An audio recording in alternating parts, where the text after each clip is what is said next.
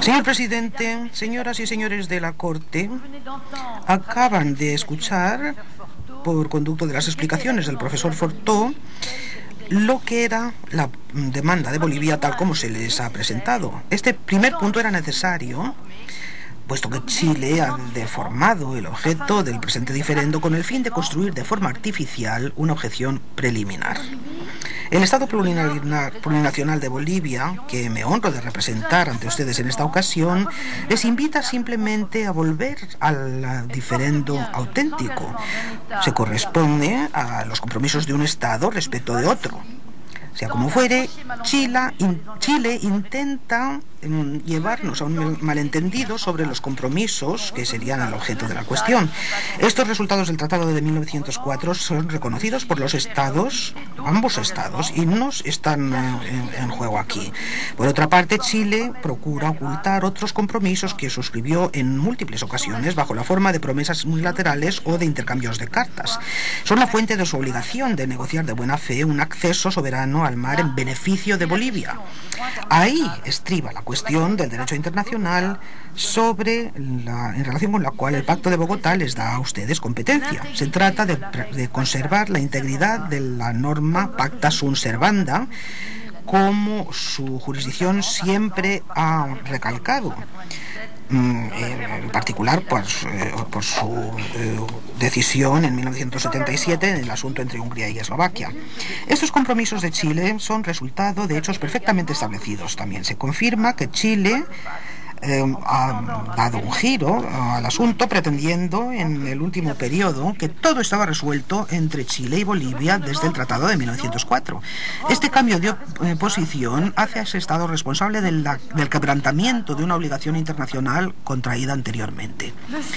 Chile ha intentado desviar el curso del procedimiento instaurado por Bolivia presentando una objeción preliminar. Pero para llegar a ese punto ha sido necesario que los representantes de Chile sean invadidos de una extraña amnesia colectiva cuyos síntomas nos presentan ahora.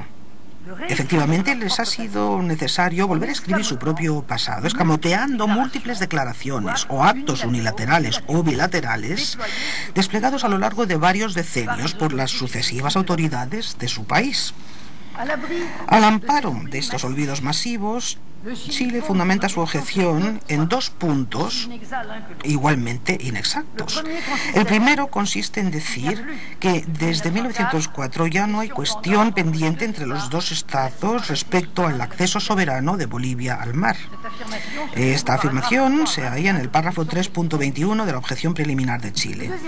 El segundo punto, igualmente erróneo que el primero, se puede leer como sigue. No hay medio alguno para Bolivia para volver a lograr un acceso soberano al mar, más que deshacerse de lo que había hecho el Tratado de 1904.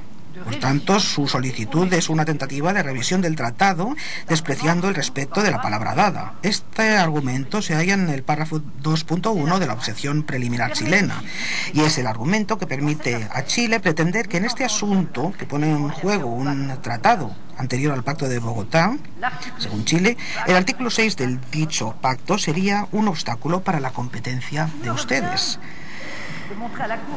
Me incumbe demostrar a la Corte la incoherencia de esta doble argumentación. Su debilidad resulta ante todo de su reciente surgir en la historia de las relaciones entre los dos países.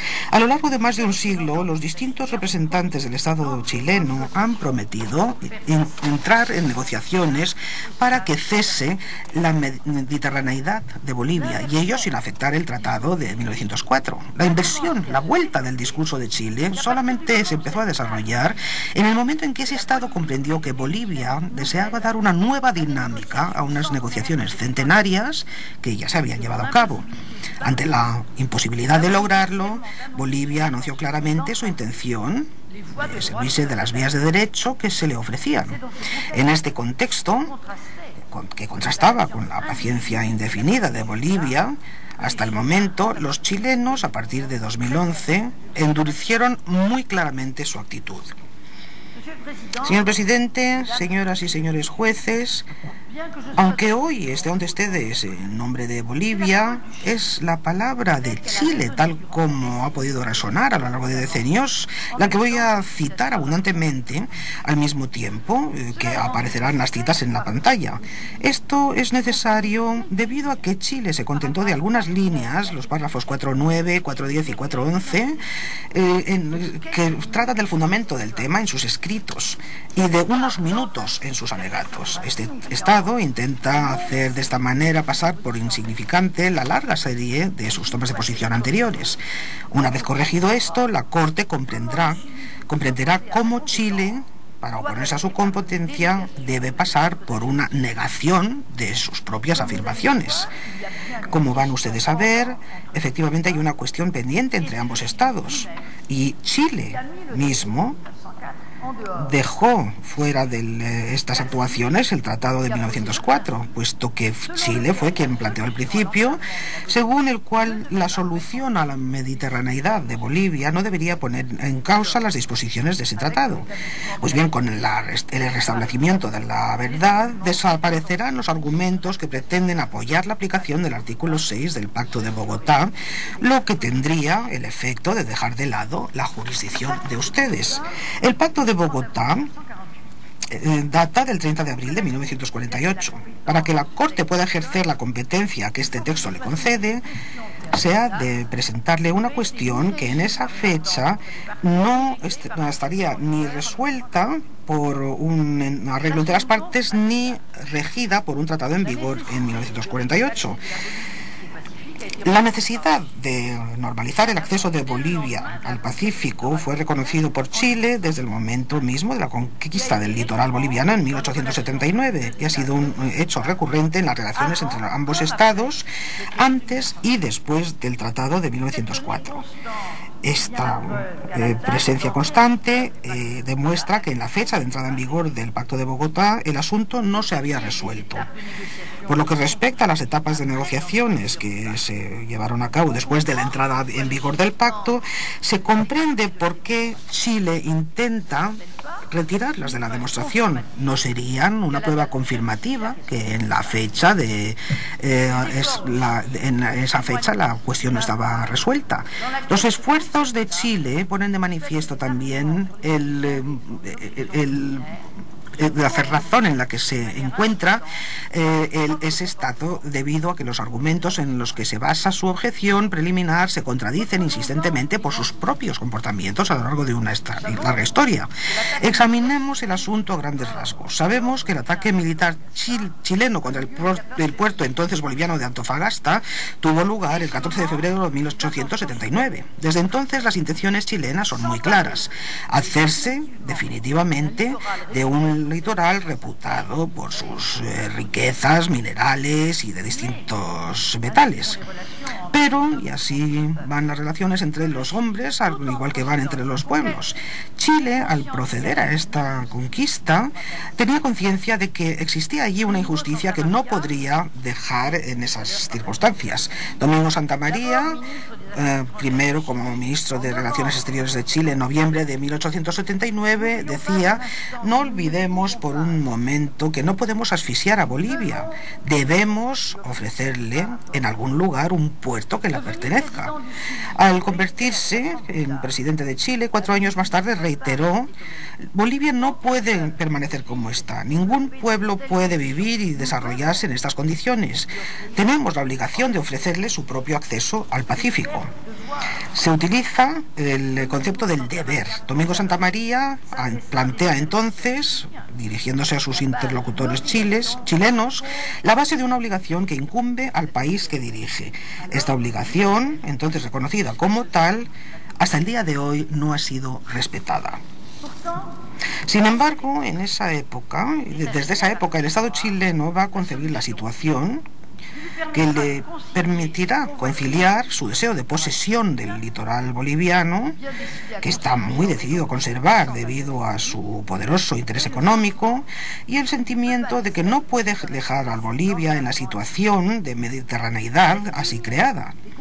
Esta línea se materializa por los tratados de 1895. Estos instrumentos presentan una consistencia de conjunto. Las conquistas chilenas en el territorio de Bolivia por una parte, y por otra en la previsión de darle una salida propia al Pacífico y de dotarle un territorio tomado a la parte peruana de las conquistas que Chile espera dedicar a su propio beneficio. Los tratados de 1895 no se aplicarán en la práctica, y en contra de lo que insinúa Chile, Bolivia nunca pretendió negarlo. Pero esta etapa sirve para aclarar las intenciones chilenas del día de hoy, que hoy son violentamente negadas, puesto que la solución de la cuestión, todavía pendiente en nuestros días, se esbozó en aquel momento. La dualidad de la posición chilena, la confirmación de su dominio sobre el litoral boliviano, pero dando no obstante a Bolivia un acceso al mar, será la línea dominante de la diplomacia chilena al respecto. La primera parte de la posición chilena toma efectos de iure por el Tratado de 1904, hoy reconocido por ambos estados como estando en vigor entre ellos. En cuanto a la segunda parte de la posición de Chile, no dejar a Bolivia en situación de mediterraneidad, Chile se compromete a lo largo de decenios a negociar esta cuestión de forma independiente de la consolidación de iure de sus conquistas. Basándose en esas promesas de Chile, Daniel Sánchez Bustamante, ministro de Asuntos Exteriores de Bolivia, resume la posición boliviana en 1910. Bolivia no puede vivir cortada del mar. Haciendo eco a estas palabras, Emilio Bello Condesido, ministro chileno de Relaciones Exteriores, el mismo que firmó en nombre de Chile el Tratado de 1904, escribe en septiembre de 1919 que Chile desea hacer todos los esfuerzos para que Bolivia adquiera su propio acceso al mar, y añade que esto será independientemente de las estipulaciones del Tratado de 1904. La misma línea aparece en el acta certificada del 10 de enero de 1920. Chile se dice dispuesto a resolver el problema de la mediterraneidad de Bolivia de forma independiente de la situación definitiva creada por las estipulaciones del Tratado de Paz y de Amistad del 20 de octubre de 1904. Estamos varios años después de la conclusión de este tratado, y para Chile la cuestión ha quedado abierta y su solución se habrá de hacer independientemente de dicho tratado. Por nota chilena del 6 de febrero de 1923, el ministro chileno de Relaciones Exteriores dice que Chile está dispuesto a concluir al respecto un nuevo pacto que resuelva la situación de Bolivia sin modificar el Tratado de Paz. Y esto no se escribió a la ligera, puesto que el mismo ministro volvió al asunto en una nota del 22 de febrero del mismo año. Como el futuro de los territorios conquistados al Perú no había quedado resuelto, el gobierno de los Estados Unidos debía servir entonces como mediador, como árbitro, y Chile, en un memorando del 23 de junio de 1926, propuso entonces la transferencia a Bolivia de una parte del territorio de Arica. El secretario de Estado de los Estados Unidos, el señor Frank Kellogg, incluso fue más lejos, y así el 30 de noviembre de 1926 propuso que Chile y Perú cedieran de manera perpetua a Bolivia las provincias de Tacna y de Arica. En su memorando de respuesta, el ministro chileno de Asuntos Exteriores, el señor Jorge Mate, recordó que no había jamás rechazado la idea de conceder a Bolivia una banda de territorio y un puerto. Sin embargo, él constata que la cuestión queda pendiente hasta el presente. Así, el Tratado de 1904 no resolvió todo, y la solución propuesta por el mediador dejó intactas las disposiciones del tratado. Puesto que la guerra del Pacífico afectó no solamente las relaciones entre Chile y Bolivia, sino también aquellas entre Chile y Perú, la paz quedó concluida entre esos dos estados por conducto del Tratado de Ancón del 20 de octubre de 1883. Sin embargo, la suerte de los territorios de Tacna y Arica no quedó resuelta, y por ello se previó un plebiscito para decidir si estas provincias permanecían chilenas o se devolvían a Perú. Y este plebiscito finalmente no pudo celebrarse, y por ello entonces los dos estados convinieron, a través del Tratado de Lima del 3 de junio de 1929, repartirse los dos territorios entre ellos. Tacna entonces quedó en manos de Perú y Arica en manos de Chile. Que el problema de un acceso soberano para Bolivia al océano sea una cuestión pendiente entre estos países y Chile, entonces se ve de aparecer de una manera oblicua en el protocolo anexo a este mismo tratado. Y se dice así en el artículo 1 que los gobiernos signatarios, es decir, Chile y Perú, no podrán, sin permiso anterior entre ellos, ceder a una tercera parte o la totalidad de los territorios que quedan bajo su soberanía respectiva. Esta es una cláusula muy poco frecuente, poco común, y no compromete más que a los estados signatarios, y se considera justificada por las negociaciones ya iniciadas entre Bolivia y Chile para la transferencia a Bolivia de toda o parte del territorio que en aquel entonces correspondía a Chile. Es decir, que confirma la existencia de una cuestión pendiente, así como la necesidad de resolver esta cuestión fuera de los términos del Tratado de 1904. Y es así entonces, en este sentido, que se inicia en 1975 el proceso de Charaña, al cual voy a volver dentro de unos instantes. Cuando el Pacto de Bogotá entró en vigor en 1948, las negociaciones entre los dos estados sobre la cuestión del acceso soberano de Bolivia al mar quedaron abiertas de nuevo, y por un extraño razonamiento, entonces nuestros colegas parecen considerar que esto prueba que la cuestión quedó ya resuelta. Y Bolivia confiesa que no le sigue en este razonamiento, y por ello le pide respetuosamente a la Corte consultar los anexos 58 al 68 de la memoria presentada por Bolivia, y ahí encontrará la confirmación de que en estas negociaciones no se trató de reabordar una cuestión que ya hubiera sido resuelta, sino de resolver a un problema pendiente, y hacer esto de manera independiente de lo que se hubiera concluido en el Tratado de 1904. Esta etapa de negociaciones dio lugar a la nota del 20 de junio de 1950, por conducto de la cual el ministro de Exteriores de Chile respondía al embajador de Bolivia en Santiago el 1 de junio, que el 1 de julio le había propuesto resolver la cuestión. Y ahí el representante de Chile declara que su gobierno siempre ha estado dispuesto, y le cito, conservando la situación jurídica establecida por el Tratado de 1904, llevado entonces negociaciones directas dispuestas a satisfacer las aspiraciones del gobierno de Bolivia. Este es un intercambio de cartas, un acto de naturaleza bilateral, y es un elemento central entre todos los actos de Chile y que fundamentan su compromiso con respecto a Bolivia. Esta doble afirmación chilena de hoy queda claramente entonces desmentida. Las dos ideas claves están ahí en ese intercambio de cartas de 1950 y se encuentran repetidas en el documento denominado Memorando de Truco, que lleva el nombre del embajador de Chile en Bolivia. Y ahí dice que Chile escribe el 10 de julio de 1961 que siempre ha tenido la voluntad de preservar los compromisos del Tratado de 1904, y no obstante examinar directamente con Bolivia la posibilidad de satisfacer sus aspiraciones en respecto de Bolivia, y también tomando en cuenta los intereses de Chile. Aquí una declaración por un diplomático chileno de lo que el Estado chileno trata de negar hoy ante la Corte.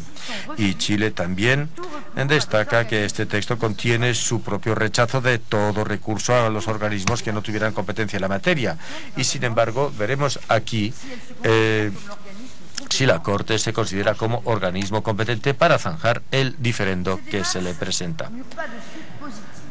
Estos contactos que les he relatado no tuvieron un seguimiento positivo, y así surgió una nueva crisis entre los dos estados. Así, una fase nueva se inició en 1975, después de que los jefes de Estado se encontraran en Charaña, y allí se acordó en una declaración común del 8 de febrero de continuar el diálogo a distintos niveles con el objeto de resolver las cuestiones vitales,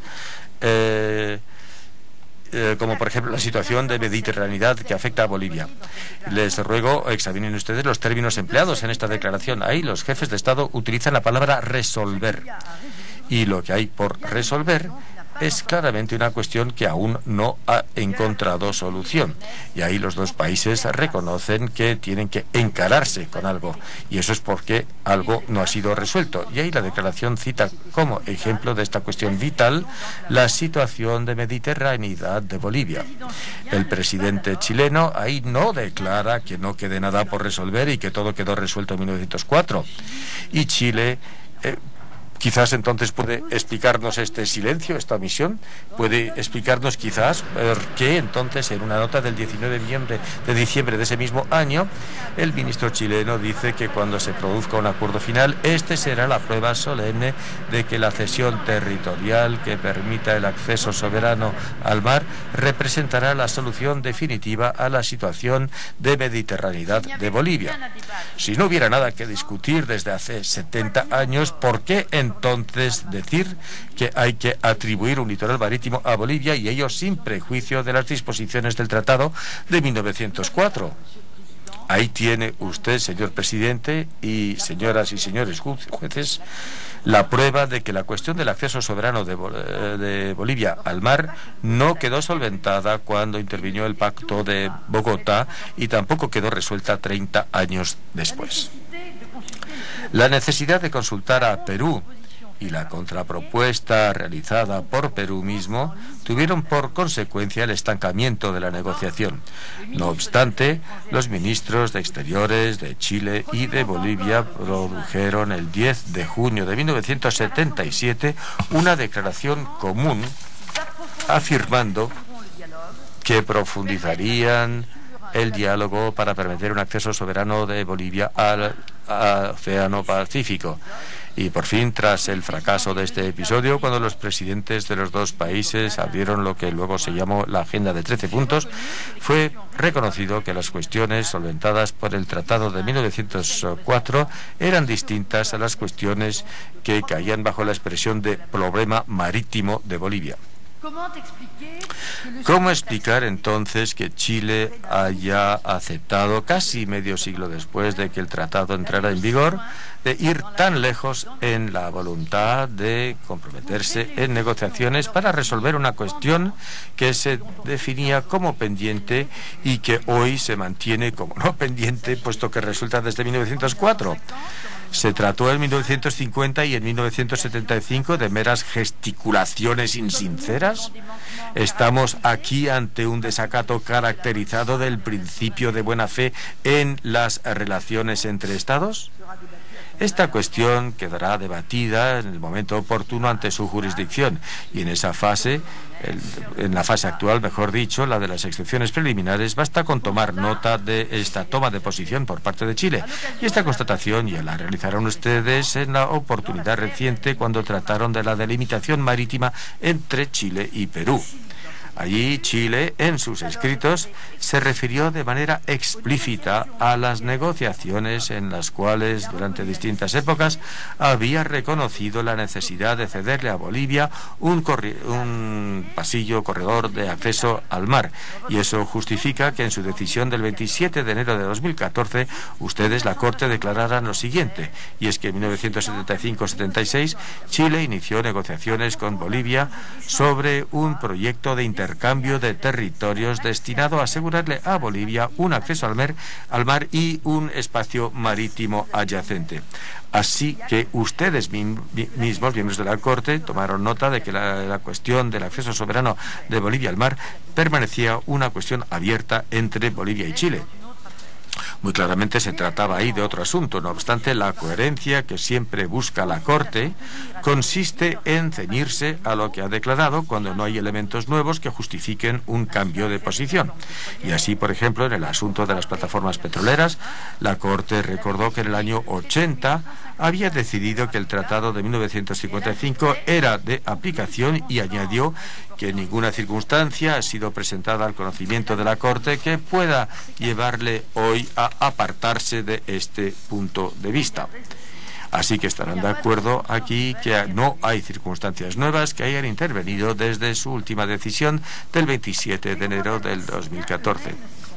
Incluso los comentadores chilenos tampoco se han equivocado, que en efecto los eminentes juristas chilenos, era un artículo publicado en un convenio francés de Derecho Internacional en 1977, explicaban a los lectores que los documentos intercambiados entre ambos países en este proceso buscan, y cito, a satisfacer la aspiración de Bolivia de disponer de un acceso soberano al Océano Pacífico, fin de cita. Y ahí los autores estiman que la respuesta del gobierno chileno puede en efecto ser considerada como una promesa unilateral, puesto que esta misma constituye la aceptación de una norma de conducta cuyo objetivo es comenzar una negociación. Y ahí además los autores precisan que, y cito de nuevo, estas negociaciones deberán resultar en un acuerdo autónomo con respecto a toda otra práctica convencional anterior entre los dos países, fin de cita. Y los autores siguen diciendo, y les cito de nuevo, que eso significa que el Tratado de Paz de 1904, que ha consolidado los arreglos territoriales entre los dos países, no se puede interpretar de ninguna manera como algo que quede modificado o revisado por el nuevo acuerdo que es el objeto de la negociación. Desde ese punto de vista, el acceso soberano de Bolivia al mar sería jurídicamente independiente de cualquier reclamación histórica relativa a la pérdida del litoral marítimo. Y no podemos encontrar mejores intérpretes de la posición que Bolivia defiende ante la Corte. Estos mismos juristas chilenos confirman así que las promesas de Chile abren la vía a la resolución de una cuestión pendiente y que lo hacen de manera totalmente independiente del Tratado de 1904.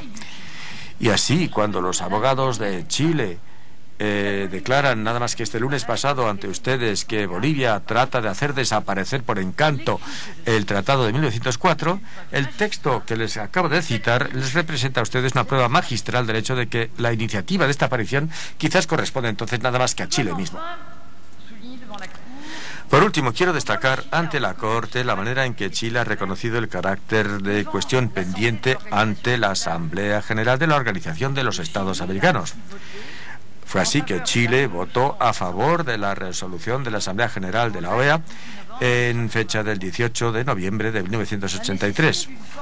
Se trataba ahí de la necesidad de una fórmula que diera a Bolivia un acceso soberano al Océano Pacífico. Y es ahí que se menciona ese texto. Y ahí también la declaración efectuada por el delegado de Chile ante la Asamblea de la OEA el 12 de noviembre de 1986, donde él recuerda la intangibilidad del Tratado de 1904, así como la intención de Chile de acordarle a Bolivia un acceso soberano al mar. Todo lo que acabo de mencionarles, señores, son hechos que constituyen el comportamiento pasado de Chile. Son hechos que se han confirmado en la realidad, como lo indican los anexos presentados por Bolivia y, para algunos de estos casos, incluso la documentación presentada por Chile.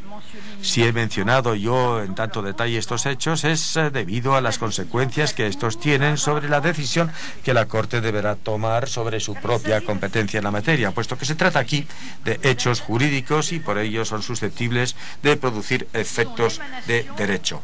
Estos hechos son la emanación de la voluntad de un sujeto, que en este caso es el Estado chileno, y este no puede ser el origen de declaraciones y luego declarar la realidad para construir una realidad distinta. Chile, en los alegatos que la Corte escuchó el lunes, la ha invitado a interpretar la demanda de Bolivia y al hacerlo les recuerda varias decisiones de la Corte anteriores y les dice que para identificar el auténtico litigio, la Corte deberá basarse no solamente en la solicitud y los alegatos de la demandante, sino también sobre los intercambios diplomáticos, sobre las declaraciones públicas y cualquier otra declaración pertinente. Sin embargo, al destacar los actos de Bolivia extraños a este asunto, Chile omite todos los comportamientos que se le pueden atribuir y, sin embargo, la Corte no puede ignorar estos comportamientos de Chile, ya que estos comportamientos destacan el contraste entre la denegación reciente y radical por parte de Chile de la existencia misma de la cuestión y crean un gran contraste entre esto y la obstinación de Chile en pretender que la demanda de Bolivia es algo que oculta una voluntad de revisión del Tratado de 1904. En efecto, se trata aquí del principio de lealtad. Robert Kolb, en su obra de referencia sobre la buena fe, decía que todo sujeto puede contar sobre cierta constancia y continuidad en el comportamiento del prójimo allá donde su propia esfera de interés se ve afectada. Y ustedes mismos han recordado este principio clave de las relaciones internacionales en su propio fallo de 1974 en el asunto de las pruebas nucleares. Y en otras ocasiones también han reafirmado ustedes que el derecho internacional destaca la intención de las partes, sobre todo, por ejemplo, en el caso de Malasia-Singapur, en el que fallaron en el 2008. Y en este mismo caso ante ustedes hoy, la intención común de las partes ha sido durante un siglo, más de un siglo, ir hacia la resolución de esta cuestión. Que las partes no hayan llegado a una solución y que hoy Chile deniegue la persistencia de una cuestión no solventada, constituye un diferendo. Y ello justifica entonces la competencia que tienen ustedes en aplicación del artículo 31 del Pacto de Bogotá. Al negar hoy una intención largamente expresada, Chile no podrá convencer a la Corte de que su competencia se ve obstaculizada por la existencia de cuestiones que caen bajo el artículo 6 del mismo pacto. Habría que demostrar que la cuestión así destacada se resolvió desde 1904, sin embargo, Chile, de manera excesivamente clara y pública, ha estado afirmando lo contrario. Señoras y señores jueces, señor presidente, el pueblo boliviano se ha visto privado de su litoral tras una guerra y, no obstante, quiere salir de la situación de mediterraneidad en la que se encuentra y busca hacerlo por la vía del derecho, en respeto de la palabra concedida y sin poner en tela de juicio el Tratado de 1904. Sin embargo, ha escuchado con buena fe las declaraciones de Chile, que desde el fin de la guerra le aseguró de su buena voluntad en cuanto a darle un acceso soberano al Pacífico por conductos otros que el Tratado de 1904. Y puesto que ambas partes están de acuerdo para considerar que este tratado es externo al diferendo, el obstáculo construido por Chile para justificar su objeción preliminar es algo que aparece sin el menor fundamento. También trata Chile de orientar a la Corte hacia una percepción alucinatoria de lo que a él mismo le afecta, es decir, que se ve cegado, sin duda, por la luz del desierto de Atacama, que en otro tiempo fue boliviano, y así Chile ve un espejismo con dos obstáculos ante su competencia de la Corte, y sin embargo, este es lo propio de los espejismos, puesto que estos se desvanecen ante la realidad. Y así los obstáculos inventados por Chile no tienen más realidad que las rosas de Atacama emanadas de la imaginación de Luis Sepúlveda. Estas rosas florecen una vez al año y luego el sol de mediodía las calcina. Este es un evento que desde luego da gran satisfacción a los que aman la literatura, sin embargo no puede ser el fundamento de una solución justa en un diferendo internacional. En ese terreno, que es un terreno concreto, cuando los espejismos se desvanecen, la objeción preliminar de Chile pierde su consistencia y nadie puede venir a obstaculizar la plena aplicación del Pacto de Bogotá en su artículo 31, que se aplica aquí sin que haya excepción supuestamente basada en el artículo 6 de ese mismo pacto. Y es por esta razón que va a intervenir ahora mi colega, el profesor Antonio Remiro Brotons. Muchas gracias. Merci, madame. Muchas gracias, señora. La Corte va a retirarse para una breve pausa y la audiencia retomará dentro de 15 minutos para escuchar el resto de los alegatos presentados por Bolivia. Se levanta la sesión. Suspende la sesión. De esta forma es que se ha iniciado el inicio de la presentación de esta primera ronda de alegatos.